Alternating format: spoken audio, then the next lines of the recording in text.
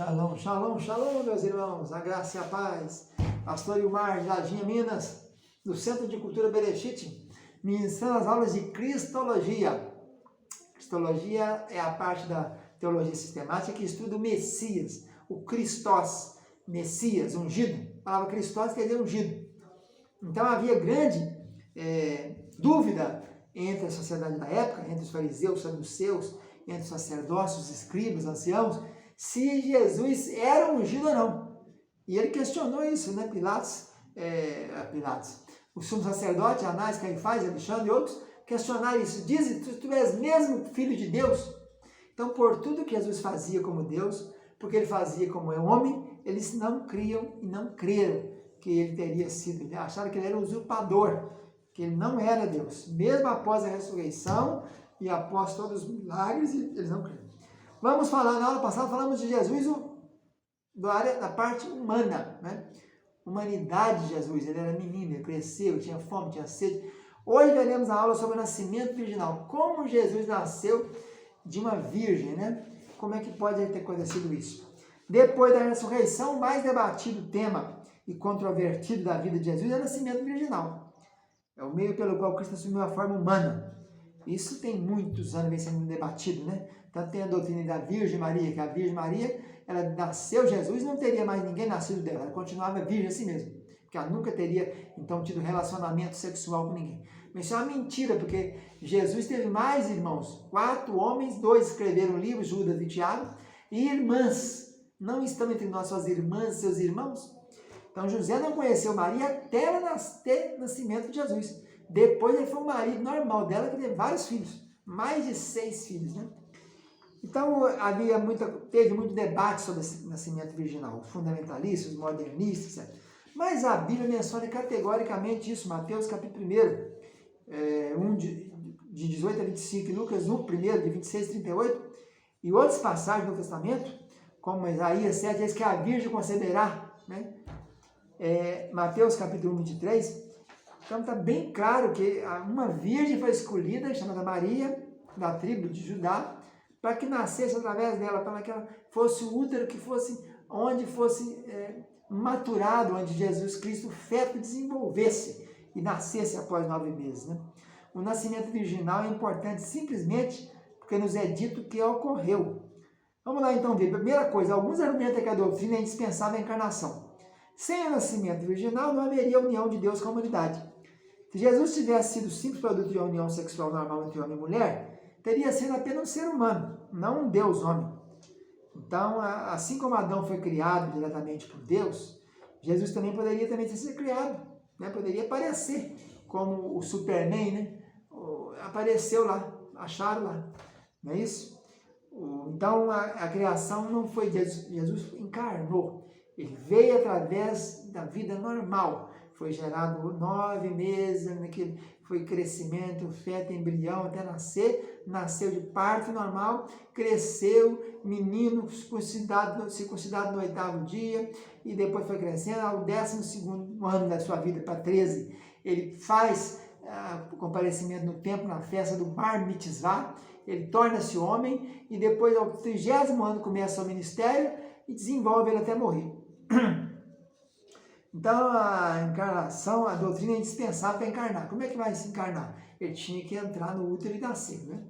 Segunda coisa é que o nascimento é virginal porque é indispensável para a impecabilidade de Jesus. Se ele tivesse nascido de uma relação macho e fêmea, ele já nasceria com pecado original, né? A natureza pecaminosa teria vindo nele, a natureza depravada, corrompida. O pai e a mãe, o pai não a mãe é a fonte da depravação. É uma noção que não implica que as mulheres não possuem natureza depravada. Ou se possuem, não a transmite. Ou segunda coisa, a depravação não vem da natureza dos nossos pais, mas do ato sexual pelo qual ocorre a reprodução. Nenhuma coisa nem outra está correta aqui, né? Em pecado me concebeu minha mãe, dizia o salmista Davi. Então ficamos com a alternativa anterior, ou seja, a transmissão do pecado está relacionada com o pai. É pelo pai, é pela pela área paternal que se transmite, mas isso também não possui nenhum fundamento bíblico. Aqui dá para entender isso aqui, né? Que Jesus não tinha nada de José, ele era todo de Maria, fenótipo de Maria, genótipo de Maria. os seus olhos pareciam com o pai da Maria ou com a Maria. A sua fisionomia, o seu andar, o seu olhar, tudo era mariano, né? Ele não tinha nada de José. José foi só um padrasto. Mas, embora se possa encontrar algum apoio na afirmação paulina de que foi o pecado de Adão, Romanos 5,12, que tornou todas as pessoas pecadoras, Paulo também indica que Eva, não Adão, foi enganada, caindo em transgressão. Então, essa hipótese aí de que a mulher não transmite o pecado original não tem fundamentação bíblica, não. Uma questão, se toda a raça humana são manchados pelo pecado original, Maria também não teria passado algumas de suas consequências para Jesus? Alega-se que Jesus possuía natureza depravada, mas não cometeu um pecado de fato. Poderíamos destacar em contraposição que o anjo disse a Maria: descerá sobre ti o Espírito Santo, e o poder do Altíssimo te envolverá com sua sombra. Por isso também o ente santo que há de nascer de ti será chamado Filho de Deus.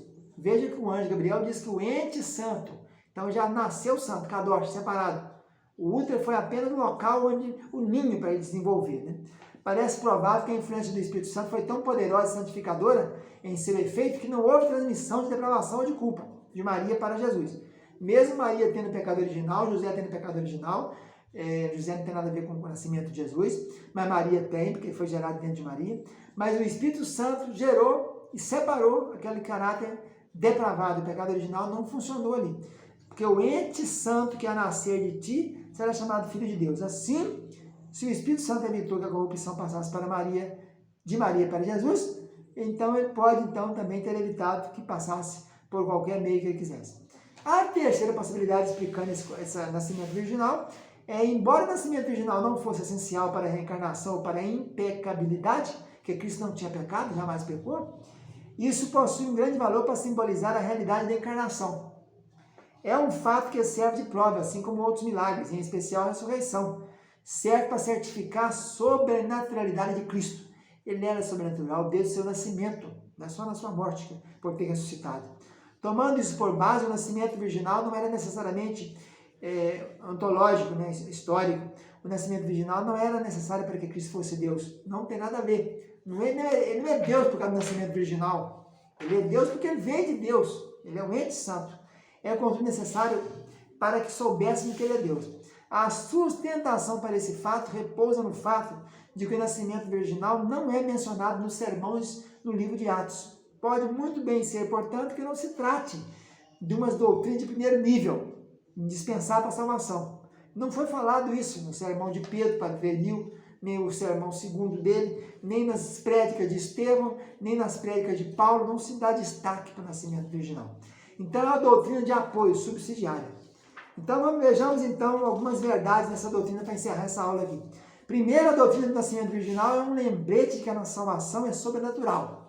Segundo, o nascimento virginal também é um lembrete de que a salvação divina é em tudo uma dádiva da graça. Terceiro, o nascimento virginal é a prova da singularidade de Jesus, o Salvador. E quarto, é a indicação do poder e da soberania de Deus sobre a natureza. É certo que aqueles nascimentos foram milagrosos, né? Aquele nascimento de Isaac, Samuel, João Batista e tal, mas teve ali a conjuminação, né? Teve o intercurso sexual. Aqui não tem, José não conheceu Maria. É o próprio Espírito Santo. Então isso é impossível para os homens, mas para Deus tudo é possível. Mateus 19, 26. Ficamos por aqui. Fica na paz. Tchau, tchau.